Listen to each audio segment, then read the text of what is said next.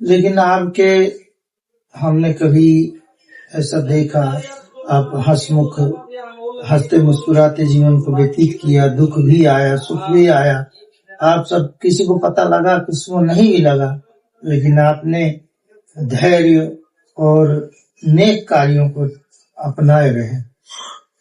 तो इसमें किसकी प्रेरणा रही सबसे ज्यादा?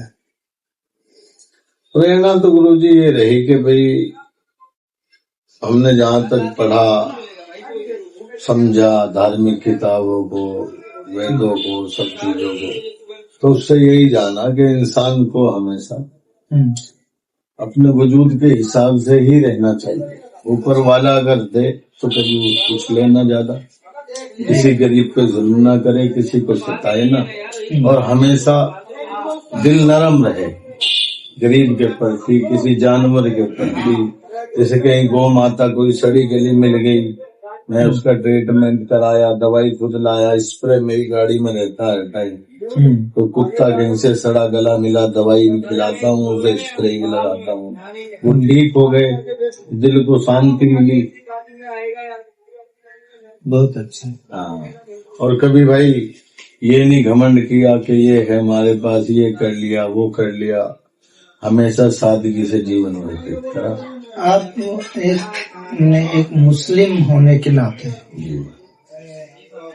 जैसा मैं देख रहा हूँ कि आप कोई जल्दी मुस्लिम समुदाय से कोई साधु को, बहुत कम लोग गुरु शब्द का प्रयोग करते हैं, लेकिन मैंने पहला शख्स आपको देखा कि आप गुरुजी बोलते हैं साधु संतों को। दूसरा, गौ माता की आप सेवा करते हैं। क्या आपके समुदाय के लोग इसका इतराज उठाते हैं नहीं है, जैसे कि गाय की सेवा करना, और साधु संतों को आप गुरु शब्द से नवाजते हैं और मानते हैं? तो ये तो सुना है कि इस्लाम में ये हराम है, ऐसा सुना है, हम जानते नहीं है, ऐसा सुना है, कोई बोलता है। जैसे आप जाते हैं किसी साधु संत से मिलते हैं तो उनके मिलते ही वो कहते हैं कि ठीक है आइए, मिलते तो मिलने का अलग एक वो तरीका होता है, लेकिन आप मिलते हैं उसी हिसाब से, आपको पता ही नहीं लगता कि आप इस्लाम, ना तो आप कभी टोपी लगाते, हमने आपको देखा है, ना कभी आपने इस तरह की नमाज में ज्यादा जोर देते हैं, हाँ भाई हम नमाजी हैं। आपने सेवा में जोर लगाया है, आप सेवा में जोर लगाते हैं और सेवा के भाव में प्रयास करते हैं कि बेजुबानों की सेवा करना, कुत्तों की सेवा करना, बिल्लियों की सेवा करना, साधु संतों की सेवा करना, जो बन पड़ता है आप उनके लिए सदा तैयार रहते हैं। तो ये सब, ये तो ज्ञान, ये कहा, ये सनातन एक मानवता का धर्म है, इंसानियत का धर्म है। गुरुजी इस्लाम से ही सीखा मैंने, इस्लाम का प्रचार गलत किया जा रहा है। अच्छा, इस्लाम कह रहा है कि मजहब बाद में, इंसानियत पहले, इंसानियत पहले, इंसानियत की फलाह के लिए, उर्दू में फलाह बोलते हैं, यानी कि इंसानियत की भलाई के लिए जो आपसे हो वो बेहतर करो, और बेजुबानों पे, गरीबों पे, यतीमों पे रहम करो। इस्लाम तो यहाँ तक कह रहा गुरु जी, अगर आपका बच्चा 10 बच्चों में खेल रहा है तो उसको आवाज दो उसके नाम से, उसे बेटा कह के मत बुलाओ, उसके नाम से पुकारो। बेटा कहोगे कहीं उन 10 बच्चों में कोई एक यतीम बच्चा ना हो और उसे अपने बाप की याद ना आए, वो ना रो पड़ेगा कि मेरा बाप होता तो आज मुझे ऐसे आवाज मिली।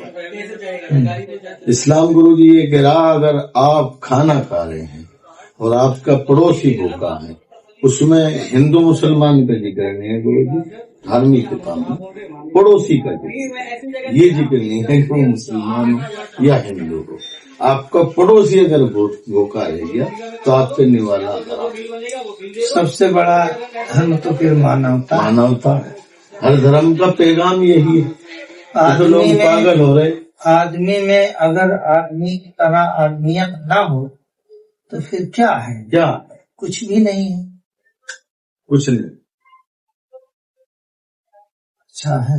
देखो इंसानियत से बढ़ के कुछ नहीं है। सब चीजें बाद में आती हैं। अच्छा है, ठीक है। मैं अपने जीवन के जितने भी पल जिया, जीवन जी करके मैंने देख लिया, इंसानियत से बड़ा, मानवता से बड़ा, प्रेम से बड़ा कुछ भी नहीं, ये सब बकवास है। सब सोशल मीडिया है, सरकारों का मामला है ये कि हिंदू मुस्लिम इसका भी मैं ये देख रहा हूँ स्वयं, आजकल के बच्चे भी सोशल मीडिया में लोग डाल रहे हैं, जहर भरा जा रहा देश के, और आपस में जो भाईचारे वाली बातें खत्म हो रही है। ये सोशल मीडिया हम लोग खुद आज से 10 साल 15 साल पहले जहाँ भी बैठ के आप सब लोग बैठते, एक साथ में बैठ करके भगवान का नाम लेते और सब लोग आप सुनते, कहते हाँ भाई ठीक है महाराज, आपने बहुत सुंदर शब्द कहे। आज 15 साल के बाद आज ऐसा दिन है कि हम ढूंढते रहते हैं भाई कौन कहाँ गए, कोई मिलने को राजी नहीं है, कोई मिल नहीं रहा। गुरुजी आपने नोट किया होगा ये चीजें 2014 से शुरू हुई, 2014 से शुरू हुई देश में ये चीजें। आज इतना भेदभाव बढ़ा दिया सोशल मीडिया ने कि लोग मिलते हैं लेकिन खुलूस से नहीं मिलते।